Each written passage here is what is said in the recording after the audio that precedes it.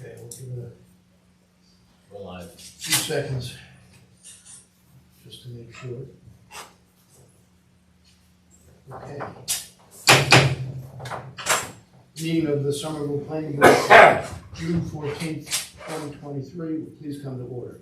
Adequate notice of this meeting as required by the Open Public Meeting Act has been provided in that on January 2023, a copy of the notice specifying the date, time, and location was 1, posted on the bulletin board outside Borough Hall, 2, given the Messenger Gazette and Courier News, and 3, given to the Clerk Administrator.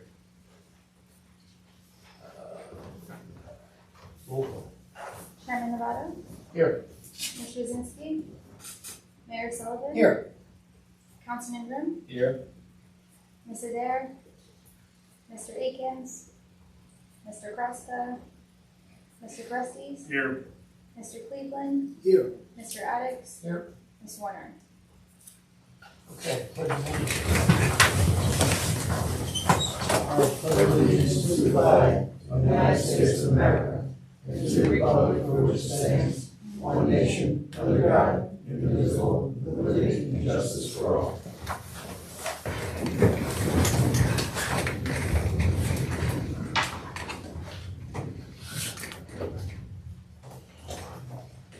Okay, approval of the minutes for May 24th, 2023. So moved. Wait a second. Second. I'll second. Any additions or corrections? Okay, Jenna. Chairman Nevada, Yes. Mayor Sullivan. Yes. Councilman Grimm, Yes. Mr. Gresties, Abstain. Mr. Cleveland, Yes. Mr. Addicks. Yes. Okay, we have nothing from the ARB. So up, we have Avalon Bay, Somerville Station, urban renewal. Good evening. Take your time. Just trying to find a parking spot so you don't have to hang It's out not with easy. it. Good evening, Michael Bruno here on behalf of Avalon Bay Communities.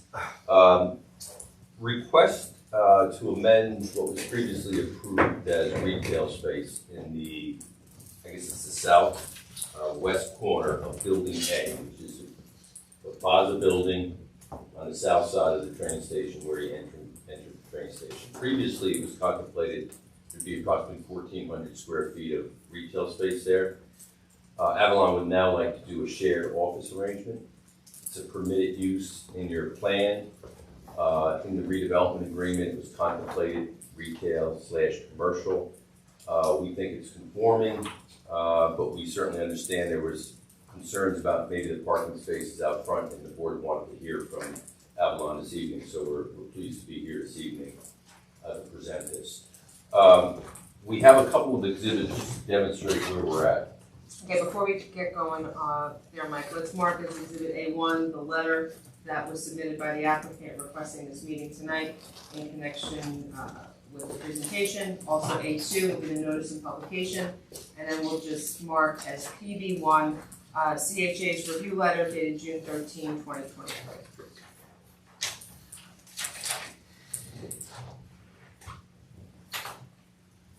So whatever we'll mark now, we'll start at A3. Okay, this is a part of the submission that we made that I flew up and put on the board. This is the building in the plaza. This is the parking deck to orient everybody. This is building A here, and the section that we're talking about is this southwest corner of the building. Is there a title on that? It's the first floor unit mix, prepared by Cordy Gallus. And the date on it? 9/8/2020. Alright, and does it say like sheet 1 of anything like that? No, just one single sheet. APO2 is labeled. Okay, that's perfect. Thank you. So, the concept is to have a shared office arrangement. The proposal is to have the people that are going to take advantage of these offices to park in the parking deck and not take the temporary or short-term parking spaces that are out front, there's 5 or 6 of them. That was a condition of one of your resolutions. We're not looking to change that. That will remain short-term parking. And occupants of this space will be directed to park in the parking deck. So, Mr. Liddell is here this evening. If you want to hear from Avalon, I think it's straightforward. I think it's a permitted use. We're not I agree, changing the and site plan. I think if we had worded the redevelopment plan and the agreement a little differently, we wouldn't be here tonight. Right. If we had called it non-residential instead of commercial/retail, I just felt that you needed to come back in front of the board so that we could, number one, address the parking issues, of which there are none, by the way. We have a report from our planner. And to me, it seems straightforward. Anybody have any questions? Just one question, the 1,400 square feet, will that be subdivided into work vehicles or? I think it's proposed to have 11 individual offices. There's some shared space, there's a kitchenette space, and there's restrooms. And that would The depend shared on, space has some copy machines and equipment such as that. But it'll all be in that approximately 1,400 square feet in that one area. and there's a maximum occupancy. There certainly will be, Just out of curiosity, what was the reason for the change? But Ron can speak to that if you want to. Mark. Yeah, it's tough to have one small retail spot and find a good tenant. And I think the market is for this type of use, and people are going to take advantage of it, especially since COVID, as we all know. Gotcha. Thank you. Any other questions? Any issues with this? Unless you have something else, at this time I'll open it up to the public for questions. Nothing further, Mr. Chair. Okay. I just have one question, maximum occupancy, do you know what that is at this point, or just whatever's required? Whatever's required under the code. Okay. No public comments, we'll close the public session. Yeah, as far as I'm concerned, this is not any significant change whatsoever.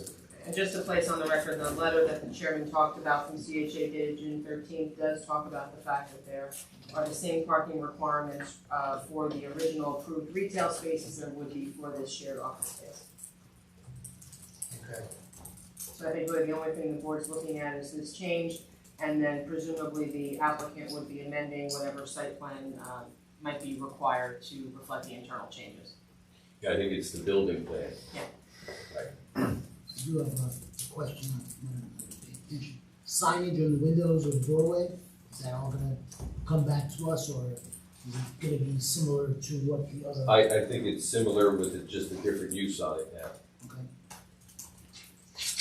Okay, Thank you. so we want to move? And I would say that just the conditions as reflected tonight would be the amendment to the building plan to reflect the internal changes and whatever maximum occupancy is required by the paragraph. I'll move it, yeah, I'll second. Okay. Chairman Nevada, Yes.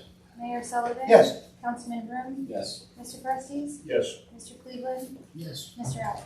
Yes. Thank you very much. Thank you. Thank you. Have a wonderful evening, everyone. I can check the car.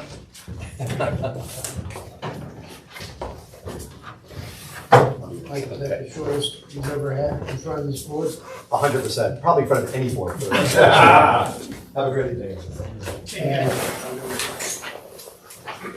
Okay, the next up is the land use ordinance, which we proposed at the last meeting, and the council introduced at their last meeting. And they introduced exactly the changes to Schedule A that we requested.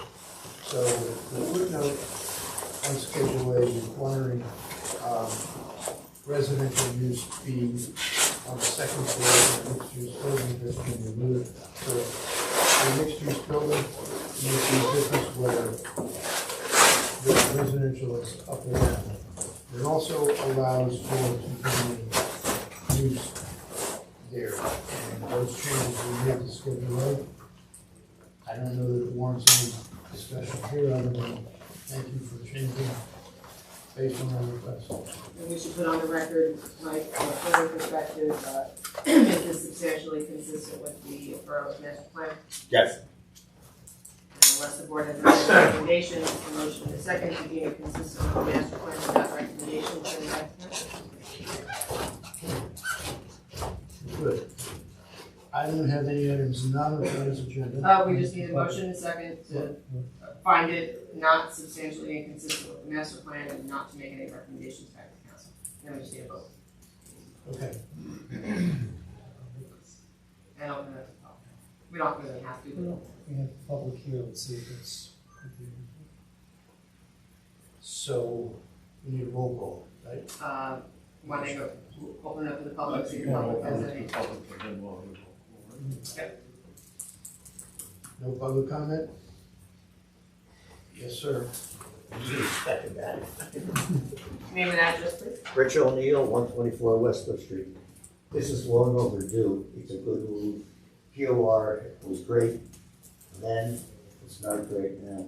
Time to change, economics have changed, and this is the right move, and I'm glad to see it happen. Thank you. Anybody else? Okay, we'll close the public section. Motion second, roll call. I'll move it. I'll second. Chairman Novato? Yes. Mayor Sullivan? Yes. Councilman Brim? Yes. Mr. Prestes? Yes. Mr. Cleveland? Yes. Mr. Evans? Yes. Okay, I have no items not on the agenda. And Chairman, if I could, I have one thing that I saw. I see a bit of a systemic issue here with something that I just want to bring up and maybe discuss for a minute. So I'm seeing we received a recommendation or report from the DSA on Thursday, right? And the request was to review it quickly, so they had a meeting, I guess, on the 13th, I think I saw. And I think Mike, you responded back to them with some good thoughts, some good opinions on what they were proposing. And what I saw there, it caught me a little off guard. I was like, oh, is this the best way to collaborate and get things done, right? And the other piece was, we've seen since, I guess, maybe the start of the year, and I don't have a lot of visibility behind the scenes here, but we see ordinance kind of come in that are being promoted by the DSA, and they come either from, I guess, from council. And we get them, and there seems to be like a misalignment with the three parties that are primarily involved here and what's going on. And I was thinking, when I saw that report, I sat back, I was thinking that it would be nice if there was some more front-end collaboration, specifically around, I guess, I went on the DSA site and I looked at the infrastructure committee. That portion of the DSA, if there was some type of better collaboration earlier on the process, I think we would, I don't know, be more productive in our discussion, and we'd be rowing in the same direction more often and more easily. But I think we see the ordinance come and then it goes back to council, and then I'm not sure what happens. Again, I don't have much visibility there because I haven't dug into it, but just wanted to open that up to see if anyone sees the same issue or if I'm completely off base here on it. So that's like, We should have more time. yeah, and it's, We should have more time to look at that. well, it'd be interesting to work together, especially on the infrastructure piece, because I read the report. There's a lot of cool stuff in there. I get it, but a lot of changes. And I think if we work together to come up with that type of thing, it would be easier downstream on these discussions, and the three parties would probably be working together more aligned to move things faster in the right direction. Right? Just my observation, guys. I agree with you. Okay. And I think that, I know Mike commented on it. I sent in my comments. I agree. We should have been involved in the process as opposed to spectators in the process. So we can work on that. I will reach out to the DSA board and see what we can do for future activity. That makes sense. I think it'll be more productive, things will move faster, and there'll be less of the hurt feelings, like, different parties are not getting consulted ahead of time, and it lands on desks or an email box, and it's like, oh, what's this? And for example, I saw it on Thursday afternoon during a meeting that I had for my day job, and I was like, oh, what's this? I was like, I'm not gonna have time to do this by tomorrow. You know, I'd love to sit down, digest it, discuss it here, and then have something go back. But seems just late in the process, guys. I'm not sure what the hurry was in this. They wanted to deal with it at Sure. the meeting they had on Monday, but I'm not sure what the motivation for making it so. And that's a perfect statement in that that's part of the problem. What is the rush? Is there some type of things that we're trying to meet? Is there something they have to deadline? And this report couldn't have been a short thing to put together. It seemed detailed, it had a lot of ideas in it, so probably months in the works, I don't know. But during those months period, that if we had a representative, we collaborated with the team here and we discussed it, the output's gonna be better. And I think we'll all be happy and shaking heads going, we did something good for the town, borough. Yeah, and I think part of my frustration anyway, and I'm not gonna speak for the rest of the board, but, you know, we proposed a plan 5 years ago to replace the heaved sidewalks and the trees that were heaving the sidewalks. And then that got sidetracked and the Environmental Commission wanted to have their say, and then the DSA wanted to have their say, and here it is 5 years later, nothing has happened. And I'm concerned about that. Yeah, it sounds like a systemic thing, and it's a broken process, right?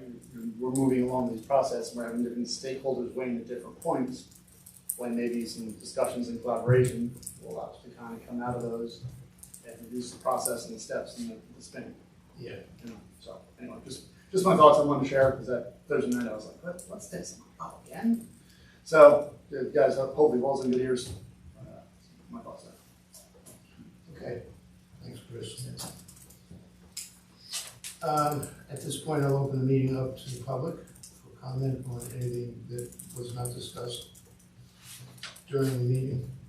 Hearing no public comments, we'll close the public session. Do I hear a motion to adjourn? Motion to adjourn.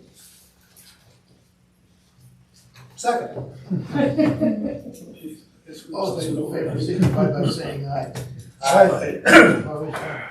Now you can go back to sleep. Sure.